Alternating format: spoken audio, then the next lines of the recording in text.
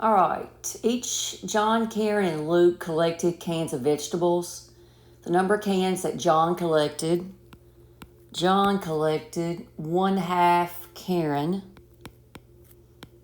1/2 Karen, just okay. And John also did 1/3 Luke.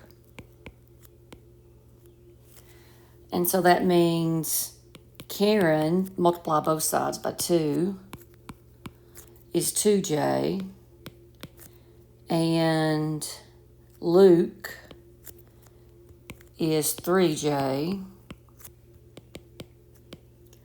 And then, of course, John is John. He collects however many cans.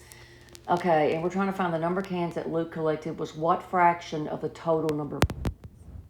So I want Luke over the total, and the total is going to be John plus Karen plus Luke.